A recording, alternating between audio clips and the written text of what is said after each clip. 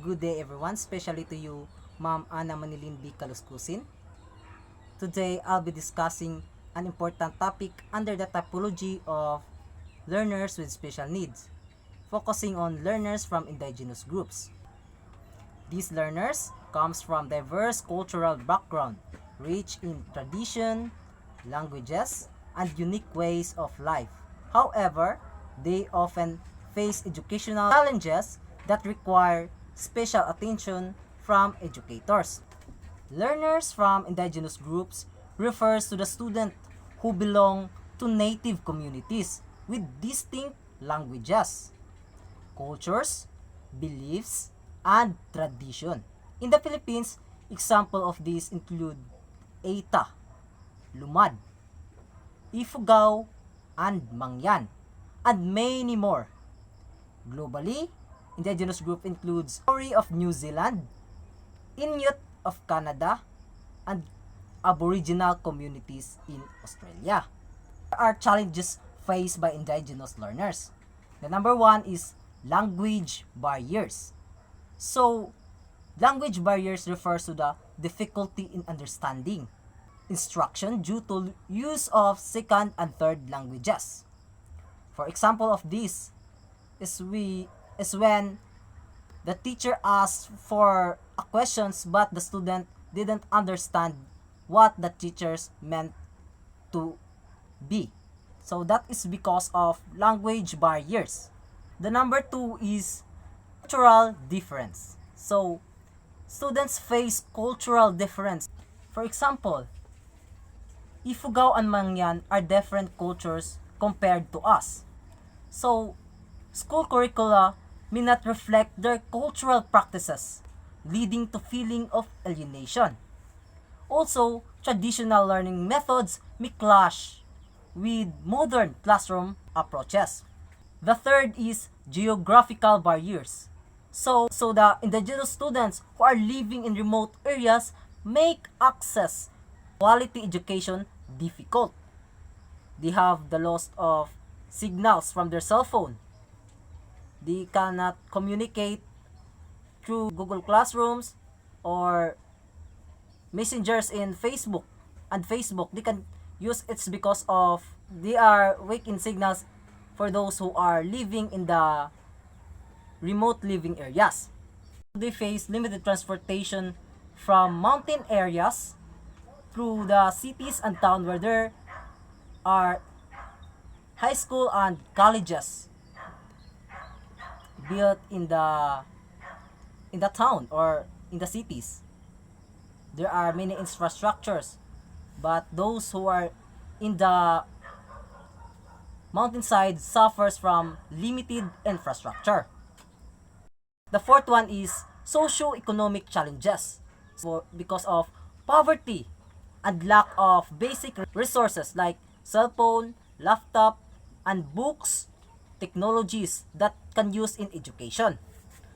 And the lastly is discrimination and prejudice. So learners with indigenous groups experience bias and stereotyping from peers and even the educators. They experience bullying through their physical appearance, like Eita, like we said that Eita have curly hairs and black skin. They experience bullying and discrimination. Okay, so if there's challenges faced by indigenous learners, there are also educational needs of indigenous learners. The first is culturally responsive curriculum. So integrate indigenous history, culture, and values into lesson. Use of mother tongue based, multilingual, and education or MTB LTE, the multilingual education. Second is inclusive teaching strategies. Incorporate storytelling, oral traditions, and community-based project. Hands-on activities that reflect their cultural environment. Number three is community involvement.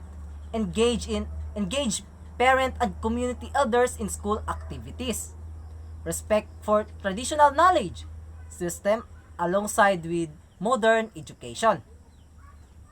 So the fourth one is teachers training. So we as educator should undergo cultural sensitivity training, develop of teaching materials that are inclusive and respectful of our indigenous identities. So the last one is support service. So the indigenous peoples need support service like scholarship, feeding program, and school supplies for disadvantaged learners. So we need support service to address the problem of poverty, like scholarship program, feeding program, and school supplies for the learners.